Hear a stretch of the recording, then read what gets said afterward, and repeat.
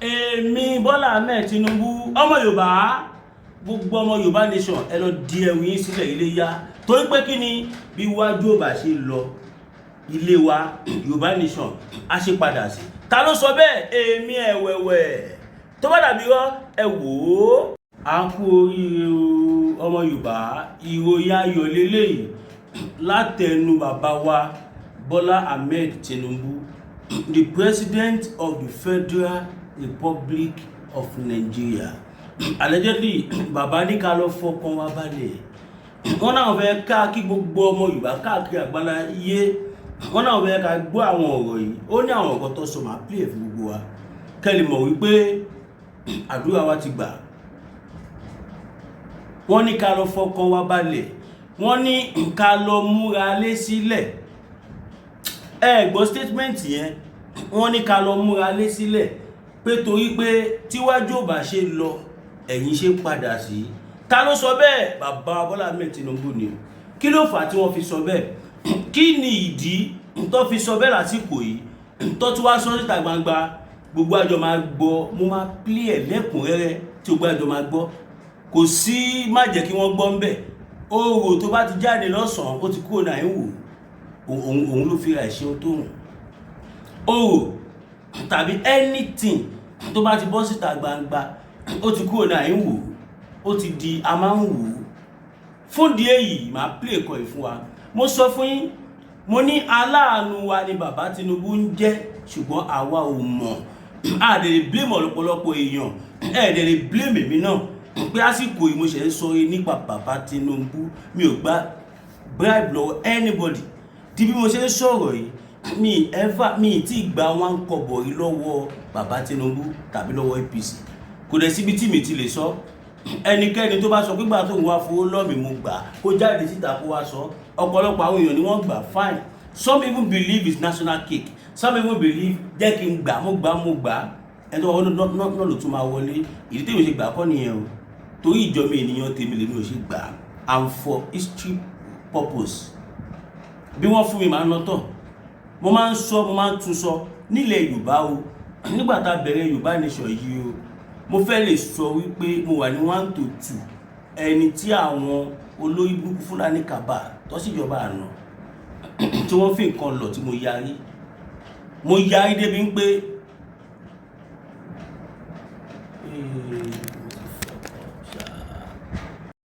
mo sọ fún yín, mo ní fóònù ìyàwó mi ni mò ń lò kẹ́ má bínú pa yẹn cut fóònù yẹn kú ni torí fóònù náà gbádùn mo kò bọ̀ ó sì bẹ́tà bí ká má rí kọ̀ọ̀kan lọ. Ẹ̀yin gbígbà tí mo bọ́ sọ̀rọ̀ bọ̀ ó clear voice ìgbà tó dé àárín méjì microphone yẹn drop torí máìkì tá à ń lò iná kọ́ lọ ṣàánú òun láyé sọ pé èèyàn wa kẹ́ ṣíjú àmì kẹ́ support wa kí iṣẹ́ wa kó lè máa tẹ̀síwájú. Ohun wà bẹ́ẹ̀ èmi náà kì í ṣọ̀lẹ́rìn ìṣòlùmí ṣe aláìníkan ṣe èmi náà níṣẹ́ tí mo ń ṣe and I've spent millions tí mo invest lórí iṣẹ́ media tẹ̀ ń wé tó bá dàbí rọ kẹ́ lọ bí anybody tó kún náà tó tajọ jẹ́ frontline media wọ́n sọ fún yín pé àti push media is not easy so ẹ má gbàgbé láti support mi ká tó bọ́ sí ìpele kejì.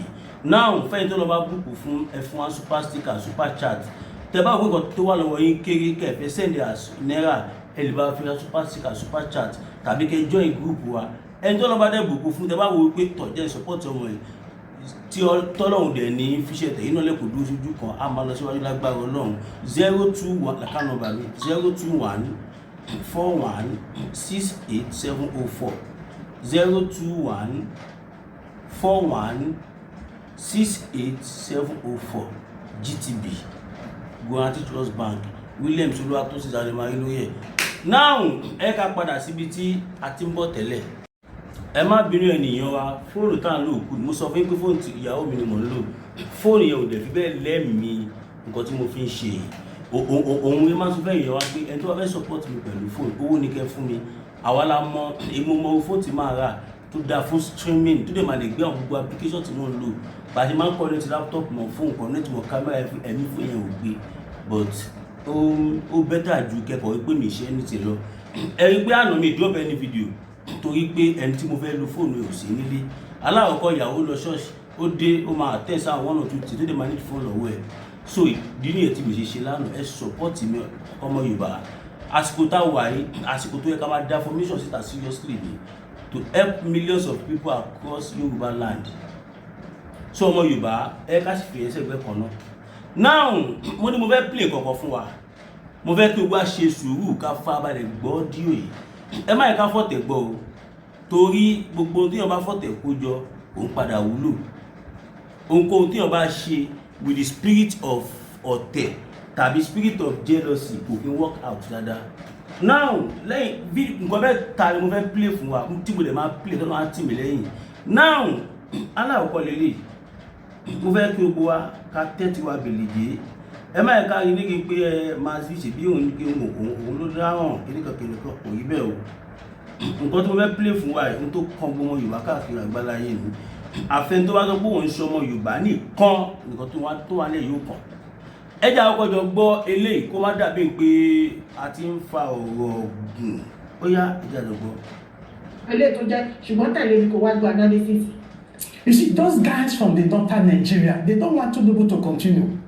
Those guys, they feel that if they allow Tinubu to continue, that Tinubu will divide Nigeria. Because from the body language of Mr. President, Mr. Bola Ahmed Tinubu, you will see that that guy does not believe in one Nigeria. I have said this in the past, that Tinubu doesn't believe in one Nigeria. And the Northerners, I was talking to some people from the northern Nigeria the other day, they said that they had meetings, not once, not twice. If they allow Tinubu to continue, that Tinubu will divide Nigeria in time to come. Because the Northerners, they are not happy with Tinubu. You see, the friendship between Tinubu... ẹ má bínú kó wọ́n dàbí òun cutting off mo rántí pé gbogbo ara mọ̀ pé bàbá Tinubu ti sọ́ngbà kan pé I don't believe in one Nigeria èmi dẹ̀ máa ń tẹ̀ kọ̀kọ́ mẹ́yìn wa létí pé that is the original who Tinubu is gbogbo tẹ́yìn tó ń ṣẹlẹ̀ sí politics tó dẹ̀ máa yọrí síbi tó dáa mo sọ fún wa náà mo ní ká lọ fọkàn wa pé láìpẹ́ yìí ariwo ayọ̀ máa sọ́ọ̀lẹ̀ Yorùbá tẹ́gùn máa bá everybody yes kó má dàbí pé wọ́n síwájú ẹlẹ́dẹ̀ pẹ̀dẹ́ torí kan tí mo ti sọ tẹ́lẹ̀ náà lẹ́yìn yìí náà tún sọ fún wa yìí but àwọn tó wá go more further ju bẹ́ẹ̀ ṣe sọ lọ. Nigeria the other day, they said that they had meetings, not once, not twice. If they allow Tinubu to continue, that Tinubu will divide Nigeria in time to come. Because the Northerners, they are not happy with Tinubu. You see, the friendship between Tinubu and Emmanuel Macron, I am talking about the French president, something that is not sitting well with the Northerners. The Northerners are not happy with France. Among all the 5 world powers during the civil war between the Nigerian state and the Southeast, it was... ṣé mi sọ fún yín mo ní gbogbo bí bàbá mo ti sọ sẹ́yìn ẹ̀yin tẹ́ bá believe pé mo ti sọ sẹ́yìn kẹ́ bá kọ sí comment section pé lóòótọ́ lẹ rántí mo sọ ń gbà yín mo ní Nàìjíríà ti pín ohun tó kọ́kù nǹkan mú kọ́kọ́rọ́ lé wa lọ́wọ́ ṣẹ́rí France tẹ́ ń wò yẹn nínú gbogbo àwọn world power France ló gbádùn jù France dẹ̀ ló lójú àánú jù lóòótọ́ kò sí bí wọ́n ṣe máa rìn tó yóò ní mí gbogbo àná a lè ráwọn olùkọ́ ọkọ̀ tí France kó lẹ́rú tó ṣoríṣiríṣi bọ́mí ní parọ́ fún yín lórí ọ̀rọ̀ ti Nàìjíríà yìí France nìkan ni world power tó ń push pé Nàìjíríà gbọ́dọ̀ pín tó bá dàbí rọ́ ẹ jẹ́ ká jọ gbọ́ kó má dàbí pé wọ́n ní máa bí yéṣu àwọn àṣírí báyìí síta eléyìí wà níta gbangba kò ṣàǹṣó omi lẹ́ ń gbọ́ yìí ohun ẹni tó sọ lẹ́ ń gbọ́ ọmọ Ìgbò gan lẹ́ni tó sọ so ẹ jẹ́ ká kó làkó rẹ̀ tẹ bá rẹni tó against Tinubu lásìkò táwa yìí is either kó má jọ ọmọ Yorùbá is either kó jẹ́ mixture ọmọ àlè ẹlẹ́kẹta is either wọ́n ti fún ní kúkúṣì owó tó ń bóṣì lẹ́rù ṣègbọ́dọ̀ dèmi náà ìjọba àná wọ́n dọ́dọ̀ mi wọ́n yàn sí mi must be àìpò lórúkọ àìpá àwọn fans ẹ̀dẹ̀ nígbàgbọ́ nínú ẹ̀ o ṣe jẹ́ ká jọ sowọ́pọ̀ kìnnìkan ká tó kó ìgbà ní sísìfẹ́ wà ó kọ́ gba 76 million lẹ́yìn yẹn ọ̀pọ̀lọpọ̀ nǹkan mí ìyapa agbóponú fẹ́ sí studio onídìí mọ́tò onídìí gbá onídìí irinṣẹ́ wọ́n ní lẹ́yìn owó ta fún ẹyẹ òní fọwọ́ a máa fún ẹ ní a máa ṣí professional studio fún ẹ tí ẹ kọ̀ ní pé máa wá bẹ̀ wá máa bá wa ọ̀gbọ̀ mi ìfẹ́nu sọ ṣùgbọ́n mi ò lè gbà bọ̀dẹ̀ fún Yorùbá kí gbogbo bí mo ṣe akitiyan tí mo ṣe fún ilẹ̀ Yorùbá yìí kí stop ẹ̀ kí wọ́n máa lò fún àwọn ìyẹn Fúlàní kí máa fi criticize kí máa fi castigate ìjọba àbá Tinubu wọ́n ní kí sọ tí bá fẹ́ but owó máa kéèyàn ló máa kú ẹ mọ̀ pé kí Yorùbá nation tó bẹ̀rẹ̀ inú ẹ̀jẹ̀ tèmi la jìjàngbara wà It's inside my blood. Fọ́pọ̀lọpọ̀ yín tẹ́ bá mọ̀, èmi ni ọmọ ìkéré kan tẹ́ nígbà kan tó ní mass burial for all our leaders. Kò sí rọ́mbẹ̀ ìlú mo sọ. Fídíò tí mo dẹ̀ ń sọ evergreen video ni all over the world. Ẹni ìlú tó lórí wọn bá ti ṣe ọ̀dọ̀ fídíò yẹn ló máa ń play tó máa ń bọ́ circulation. Ó kàn dùn mí ni pé gbà tí mo ṣe fídíò yẹn gbà yẹn, mo ṣe sí ọ̀dọ̀ àwọn commercial medias tó yẹ pé àwọn fẹ́ fi pa ó dùn mí pé kò ṣe orí channel mi because nígbà tí mo gather gbogbo view tí mo rí kákàkiri it's more than 5 billion view. Kẹ́ àzúgbè mo wá sọ lórí channel mi tí mo wá rí nǹkan bẹ́ẹ̀ ọlọ́fà Ọlọ́run ní fi mílẹ̀ kàkà kí n gba bòdì fọ́mọ Yorùbá ní ìyá ní studio ni yes ó pè mí kí n tó irinṣẹ́ tó ń nídìí mọ́tò nídìí kí wá lọ pàdé àpò pẹ̀lú Fúlàní tí mo mọ̀ pé tó bá padà wá kálẹ̀ Yorùbá mọ́ àwa tó fúnlówó lọ́ máa ń kọ́pa bẹ́ẹ̀ ni ìgbà tá àgùn nílé náà rò mọ́ nígbà tá a bá ti gbowó but mo dúpẹ́ lọ́wọ́ Ọlọ́run pé láti ìgbà tí wọ́n ti ń dárúkọ àwọn tó ń tú àṣírí àwọn tó gbowó ní mídíà wọn dárúkọ mi rí ṣé mo dúpẹ́. Something that is not sitting well with the Northerners. The Northerners are not happy with France. Yes. Among all the 5 world powers during the civil war between the Nigerian state and the Southeast, it was only the France government that supported the Southeast. They gave them ammunition through the back door. Only France. And among all these 5 world powers. Back door tí wọ́n ń sọ ó lè má yọ pọ̀lọpọ̀ wa pé nígbà tí ìjà ogun abẹ́lé tí Nàìjíríà tó ń bá àwọn Biafra jà tó ń jìjà civil war gbà yẹn France nìkan ní orílẹ̀-èdè tó supply nǹkan ogun àti gbogbo nǹkan tó need fún àwọn Biafra gbà yẹn secretly lábẹ́lẹ̀ tí ó hàn ṣẹ̀dá Ọlọ́run kankan kódà kò hàn sí America because America is not powerful then as now. Ìwà agbára tó ní nígbà yẹn kò tó tọ́ ní nísìnyí bẹ́ẹ̀ ni kò tó rárá ìdí nìyẹn àti pé nígbà yẹn gan Russia ni gbogbo èèyàn fi bẹ́ẹ̀ rí bí world power. Russia kẹ̀dẹ̀rẹ̀ irú àwọn kan tó láìpọ́ máa support nìyẹn tó bá rí ìlú kan tó fẹ́ dìde tàbí ìlú tó ń yàn ìjà àbí nǹkan kan Russia máa dúró tì yín láì gba kọ́bọ̀. Russia máa kó ogun wọlé fún yín bí omi ní ìbọ̀dé tí wọ́n yìí ṣe ń gbà ẹ̀ France ló ṣe. World powers. Only France that does not believe in one Nigeria. Yes. France don't believe in one Nigeria. Yes. France has been fighting very hard to make sure that Nigeria goes into many parts. Yes. And this France now is a friend to Tinubu. Ẹ má gbàgbé o ẹ wo Benin Republic France ló gbá àwọn kó lábẹ́ Nàìjíríà àjọ àpapọ̀ ní tẹ́lẹ̀ yes before Nigeria before the amalgamation gbogbo ilẹ̀ Yorùbá ọ̀kan ni wá dé Ghana dé Togo dé Côte d'Ivoire dé lọ bẹ́ẹ̀ ilẹ̀ gbogbo wọn o under ilẹ̀ Yorùbá ló wà àdéjọ́ ń ṣàṣepọ̀ tó dán mọ́ wọn. France ló pín wa wẹ́lẹ́wẹ́lẹ́ torí wọ́n mọ̀ nǹkan tó máa ṣẹlẹ̀ ní ọjọ́ iwájú which is nǹkan tó ń ṣẹlẹ̀ nísìnyí. They have to make sure that Nigeria goes into many parts, and this France now is a friend to Tinubu. Among all the 5 world powers. France kan náà yìí ló push láti yọ Cameroon kó lábẹ́ Nàìjíríà. France ló yọ pílò kọlu iná tọ́pùlà lẹ́yìn mẹ́ta yìí. Ìbí ọ̀rọ̀ tí mo gbọ́ ti rí ẹ̀ wọ́n ṣàgbà so many country kó lábẹ́ Nàìjíríà torí pé wọ́n fẹ́ ká jẹ àtàǹjẹ́lé ni Yorùbá ọ̀n torí àjà níta ló ń jà ní kúlé òun.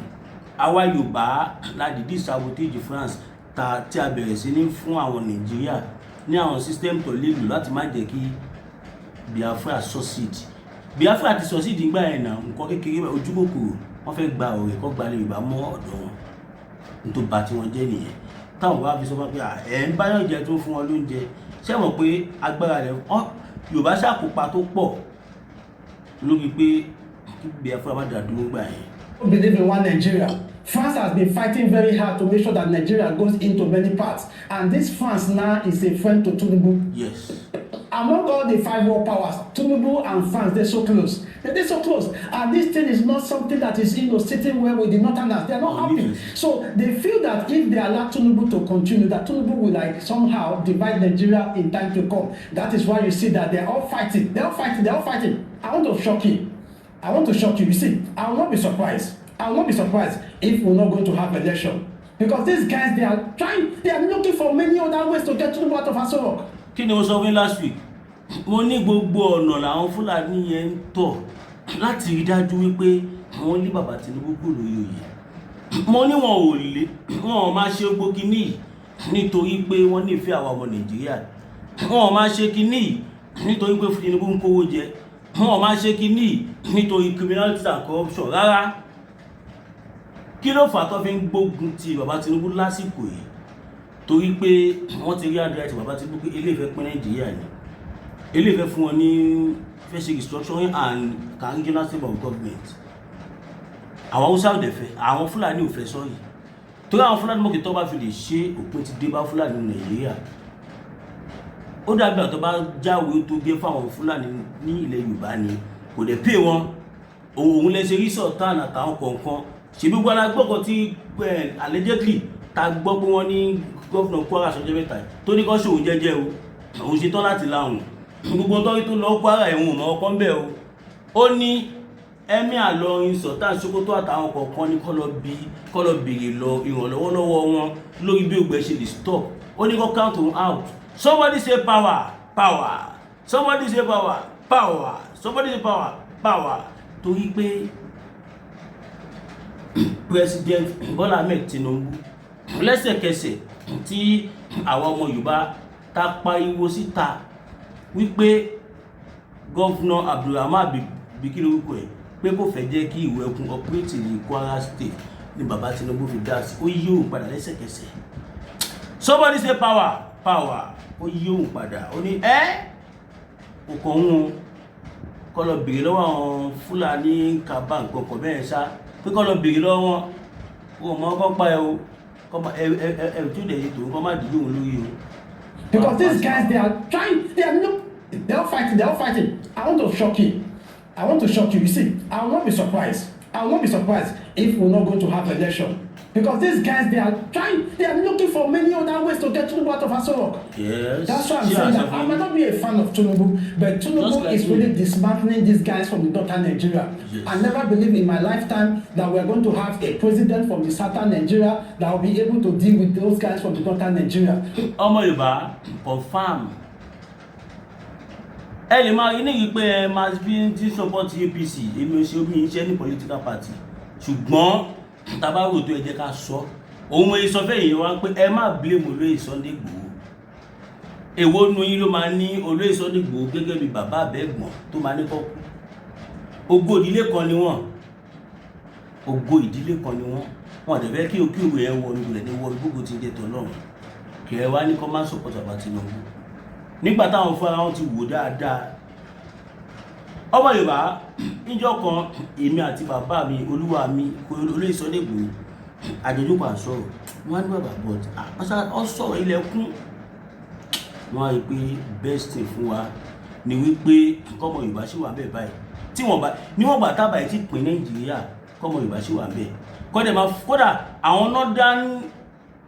àwọn original northern elders wọ́n ń ta wá lólobó wọ́n ní orúkọ olóyè Sunday Igboho wọ́n ti gbé lọ sí Fulani Leaders International Council Forum wọ́n sọ̀rọ̀ ilẹ̀kùn fún wa wọ́n ní ká jọ nítorí Ọlọ́run ká má jẹ́ kí president bọ́ sí ilẹ̀ Haúsá kò bá jẹ́ Haúsá kò bá jẹ́ Fulani wọ́n ní ká má yẹ kó bọ́ sí wọn lọ́wọ́ pé ó kéré jù 15 to 20 years sígbà táwa ẹ̀ kó jẹ́ kí South kọ́kọ́ ṣe kọ́ perfect everything pé because kòkó ajẹnirun làwọn arábí tó ń wò yìí wọ́n ní wọ́n ń ṣára wọn Haúsá làwọn Fulani ni wọ́n òun lọ sí mọ̀mọ́ mú gba ayé àwọn ọmọ wọn tó ba ayé àwọn ọmọ wọn jẹ́ ṣé náà ti rí ní sí pé ojú àwọn Haúsá ti ń là.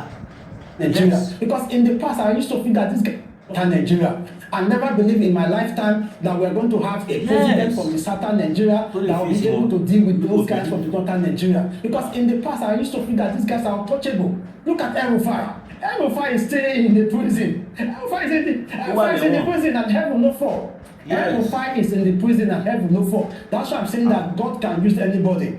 God can use your worst enemy to bring you salvation. God can use your worst enemy to bring change to your life. Because if God is going to use Tinubu, I'm okay with it. I'm okay with it. And the way things are going, Tinubu might be the last president of Nigeria. Yes. Tinubu might be the last. Ó possible. Tinubu lè jẹ́ last president ní Nigeria máa ní. Torí pé kí ni nǹkan méjì ni ó lè. Ẹ̀gbọ́n fún àwọn ti sọ, wọ́n ní ọmọ Yorùbá ẹ di ẹrù yẹn múra lé sílẹ̀ wíwájú ò bá ṣe lọ àwọn lè padà sẹ́yìn. That statement is a big statement. Kódà torí statement yìí àwọn Haúsá lè tó yẹ surrender ní àwọn Fúlàní jà yìí ìwé ṣìbí 8 years kẹ́ẹ́ kó ṣe kó mẹ́. But kí ni greatest fear àwọn Fúlàní ni wípé ó lè dọ̀la kí bàbá Tinubu kó declare Southern Nigeria kó declare Northern Nigeria as a sovereign nation. Tó bá jẹ́ kí election yẹn happen tí election 2027 tí ó bá ṣẹlẹ̀ bàbá Tinubu sì ní mandate lọ́wọ́ àwọn dẹ̀lọ́ sì wà in power wọ́n lágbára láti declare Northern Nigeria and Southern Nigeria just like South and North Korea. Korea làwọn méjì jẹ́ but South is a state sovereign nation. North wọn náà is a sovereign nation. Wọn ò dẹ̀ sí lábẹ́ ara wọn ó possible dáadáa àìmọye àwọn ìlú tí wọ́n ti pín tí wọ́n dẹ̀ yín single bullet. Yes àìmọye tiwa kọ́ ló máa kọjá ọkọ̀ kò dé tí olùmọ̀ ayé the end ẹ̀ka ìjọba gbé lọ. God can use your worst enemy to bring change to your life. Because if God is going to use Tinubu, I'm okay with it. I'm okay with it. And the way things are going, Tinubu might be the last president of Nigeria. We are okay with it. Tinubu might be the last president of the country called Nigeria. Because when you check Tinubu is ready. Tinubu is ready. If it's for fire, it's going to give them back fire. If it's fire for fire, it's going to give them back fire for fire. Baba Tinubu, ẹ má bínú sí mi pé mo kọ́kọ́ ṣì yín gbọ́. Mi ìdẹ̀ ṣì yín gbọ́, ẹ̀rù ló ń bà wá. Ẹ̀rù ló ń bà gbogbo ilẹ̀ Yorùbá. Torí a ò rí ní ìrìpọ̀ máa gbé fún yín. Nítorí àwọn wòlíì èké tó ń jáde ńgbà ẹ̀ táì di tètè mọ̀ pé wọ́n tún lè fún yàn lówó kó jáde sórí afẹ́fẹ́ kó wọ́n máa give prophecy. A mọ̀ pé láyé ti bàjẹ́ dé stage yẹn gbà yẹn. Òun la ṣe ń wò pé ohun tó ṣẹlẹ̀ sábíọ́lá kó má ṣẹlẹ̀ sí yín àfẹ́ kí story yẹn repeat ní gbogbo Yorùbá ṣe kẹ̀yìn lọ ìdúdú pé a fẹ́ máa lọ ni if not ṣé Òbí lè mú Èkó ni àwọn state tẹ̀rí tí Òbí mú against Ọba Tinubu iṣẹ́ ọwọ́ Yorùbá nation iṣẹ́ ọwọ́ àwọn opposition but majorly 85% failure the state yẹn Yorùbá nation ló kọ̀ sí ẹ̀ torí pé a ò nígbàgbọ́ nínú wọn pọ̀ máa wọlé gbogbo ohun tá a fẹ́ ń gbà yẹn pé kí Nàìjíríà pé kí ìlú yìí kó yapa kó pín kálukú máa bá tiẹ̀ lọ ṣùgbọ́n àṣeyẹ òun lọ́lọ́run gbogbo báwa Yorùbá ṣe bójú bàbá Tinubu jẹ́ dé ta ló kó síjọba ń sìn Yorùbá ní gbogbo ẹ̀ tó máa ń jọba lóòótọ́ àwọn kan máa sọ tèmi náà dẹ̀ ń béèrè pé ṣé Tinubu ní kúrò bẹ́ẹ̀ mọ̀ ni tó bá kúrò ń bẹ̀ ọ Fúlàní ló tún máa bọ́ sí but ẹ wá jẹ́ kí n ṣọ́ọ̀kì yín plan tó wà lẹ́sìn tí Fúlàní bá máa gbóhùn president bóyá tó bá lọ jẹ́ ní north tàbí tó bá lọ jẹ́ ibi tí wọ́n ti wá kò ṣe Nàìjíríà tàwa lè nìyí torí pé kí ni fake population scatter tó lò ti tú àṣírí fake population wọn ti tú ló fà tó ṣe against the censor bọ̀ mú jẹ́rìí àkànbí ọmọ olódòdẹ tájọ́ dákú apáwájọ́ ọmọ akúyányán kábíyèsí Elédùmarè Ọlọ́run ló lo Bàbá Tinubu lọ́wọ́ ìlóyìn tó sì ń ṣe yìí o àwa Yorùbá a support wọn tábà tí gbalẹ̀ Yorùbá ní ohun tí wọ́n ń ṣe yìí o àwa support if even 5 times wọn tábà tí gbalẹ̀ Yorùbá because ohun tí Bàbá Tinubu àwọn nìkan ló lè fèsì àwọn northern afẹ̀míṣòfò yìí ẹ̀yin náà wò system tó ló gba jùlọ àtàwọn care they don't even care about people's life gbogbo pàkúté tí wọ́n ń dẹ sílẹ̀ ìṣe ní Tinubu kan gorí ẹ̀ tó lọ tí kọ́kọ́ ṣẹlẹ̀ ẹ mọ̀ pé combination Tinubu àtúnlẹ̀ ìsọ́nìbò ó bad combination wọn yẹn is too powerful èmi mo sọ bẹ́ẹ̀ fún yín Bàbá Tinubu tó mọ̀ tó lísì sáwọn àgbà tó fi wé lẹ́pẹ̀ wọ́n ni very highly intelligent man ọmọ pé tí Sunday bá wọ́n grand táwọn dẹ̀ wà níbi tí power wà kò sọ̀rọ̀ mọ́ òun sọ fún pé ẹ̀mọ̀ ìbáyé ká ṣe sùúrù ọ̀nà ta lè fi pa àwọn Fúlàní ilẹ̀ ni wọ́n for life lélẹ̀ yìí ta fi máa kú olùkọ ẹrú ọmọ Yorùbá ẹja máa gbọ́ lọ kó má dàbí pé ẹjọ́ ẹ̀ ti pọ̀ jù Because the guy is ready. Like I said some time ago, that if these guys then, if they do anything stupid in Abuja, so Tinubu will just declare Southern Nigeria. He will just declare Southern Nigeria. That is why I said, because the guy is ready. Like I said some time ago, that if these guys then, if they do anything stupid in Abuja, so Tinubu will just declare Southern Nigeria. Akànbí ọmọ olóde jẹ́ ó fẹsẹ̀ mẹ́ta báwo ni wọ́n lẹ́sẹ̀ méjì wọ́n tún wá fi extra ẹsẹ̀ 3 billion fi dílẹ̀ mú ṣe pé tí wọ́n máa ṣí àwọ̀ 10 billion ọmọ Yorùbá ẹ̀jẹ̀ máa bọ̀ fire. Because the guy is ready. Like I said some time ago, that if these guys then, if they do anything stupid in Abuja, so Tinubu will just declare Southern Nigeria. He will just declare Southern Nigeria. That is why I say that Tinubu is putting more money in the Southern Nigeria. So it's just politics. So Tinubu is playing the game. Tinubu don't lobby America. He don't lobby Britain. They work with France. France president is going to be in Nigeria, I think next week. You get it? That's why I'm saying that anything can happen. Anything can happen. We are ready. You see, we are not going to experience war. There is not going to be civil war in Nigeria anymore. I have seen countries that went on their own ways. They parted without firing one shot.